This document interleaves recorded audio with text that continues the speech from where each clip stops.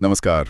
Bitcoin world media में आपका स्वागत है, जहां हम करेंगे क्रिप्टो की बात आपके साथ। नमस्कार। तो आज हम बात करने वाले हैं कि भारत में क्रिप्टो में पैसा लगाना कितना सेफ है, खासकर तब जब सरकारी नियम कायदे बिल्कुल साफ नहीं है। हाँ, और ये बहुत ज़रूरी मुद्दा है आजकल। काफ़ी लोग इसमें दिलचस्पी दिखा रहे हैं। बिल्कुल। और देखिए, हाल ही में एक दुखद घटना सामने आई। कानपुर के एक रिटायर्ड बैंकर थे अनिल सिंह चौहान जी। हाँ, मैंने भी पढ़ा था उस बारे में। क्रिप्टो ट्रेडिंग के चक्कर में बेचारे फंस गए और अपनी पूरी जिंदगी की कमाई, सोचिए, करीब 2.5 करोड़ रुपए गंवा दिए। 2.5 करोड़? ये तो बहुत बड़ी रकम है। और ये दिखाता है कि मतलब बिना किसी रेगुलेशन के कितना खतरा है इसमें। सही बात है। और ये खतरा सिर्फ बड़े शहरों में नहीं है। आजकल तो छोटे छोटे शहरों में भी लोग क्रिप्टो में पैसा लगा रहे हैं, अक्सर बिना पूरी जानकारी के। हाँ, और यही सबसे बड़ी चिंता की बात है। जानकारी की कमी और रेगुलेशन का न होना, ये बहुत खतरनाक कॉम्बिनेशन है। और देखिए, रिजर्व बैंक ऑफ इंडिया मतलब आरबीआई, वो तो सालों से चेतावनी दे रहा है। बिल्कुल, आरबीआई का स्टैंड तो काफी क्लियर रहा है शुरू से। उनका मेन कहना यही है कि क्रिप्टो का गलत इस्तेमाल हो सकता है, जैसे मनी लॉन्ड्रिंग के लिए या फिर टेरर फाइनेंसिंग, टैक्स चोरी, इन सब कामों में। जी, और आरबीआई गवर्नर ने तो साफ साफ कहा भी है, कई बार कहा है कि उनकी नज़र में क्रिप्टो ना तो कोई करेंसी है, ना ही कोई एसेट। वो इसे मान्यता देने के सख्त खिलाफ हैं। हाँ, वो इसे पैसा मानते ही नहीं।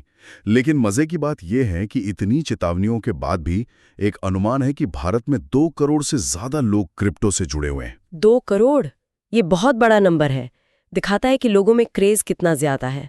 अच्छा, 2022 में सरकार ने क्रिप्टो से कमाई पर 30% टैक्स लगा दिया था और हर खरीद बिक्री पर 1% टीडीएस भी। हाँ, वो टैक्स वाला कदम आया था। तो कुछ लोगों को लगा कि चलो, अब सरकार ने टैक्स लगा दिया तो शायद ये लीगल हो गया, सेफ हो गया। पर सच तो यह है कि टैक्स लगाने से निवेशक को कोई सेफ्टी नहीं मिलती है ना। बिल्कुल नहीं। टैक्स लगाना एक अलग बात है और निवेशक की सुरक्षा पक्की करना बिल्कुल अलग। अभी भी देखिए, कोई खास लाइसेंसिंग सिस्टम नहीं है एक्सचेंजों के लिए। केवाईसी नियम भी मतलब कितने सख्त हैं, कहना मुश्किल है। और अगर किसी के साथ धोखा हो जाए, जैसे चौहान जी के साथ हुआ, तो मदद के लिए कोई पक्का सिस्टम भी नहीं है। सही कहा। जैसे स्टॉक मार्केट में सेबी है, एक रेगुलेटर है जहां आप शिकायत कर सकते हैं। क्रिप्टो में वैसा कुछ है ही नहीं, कोई सुनने वाला नहीं है। तो फिर सवाल उठता है, क्वेश्चन, आरबीआई क्रिप्टो को लेकर इतनी चिंता क्यों जता रहा है? मतलब उनकी मुख्य चिंता क्या है? आंसर देखिए, आरबीआई की सबसे बड़ी चिंता है कंट्रोल की कमी। वो कहते हैं कि भाई ये चीज हमारे कंट्रोल से बाहर है, इसे कोई सरकार या सेंट्रल बैंक जारी नहीं करता। अच्छा। तो डर ये है कि इसका गलत इस्तेमाल होगा। जैसा आपने पहले कहा, गैर कानूनी कामों के लिए पैसा इधर उधर करना, टैक्स बचाना, और वो इसे असली करेंसी या कोई भरोसेमंद निवेश मानती ही नहीं, एक तरह से सट्टा मानते हैं। इसीलिए वो लगातार वार्निंग देते रहते हैं। और दुनिया भर में क्या हो रहा है?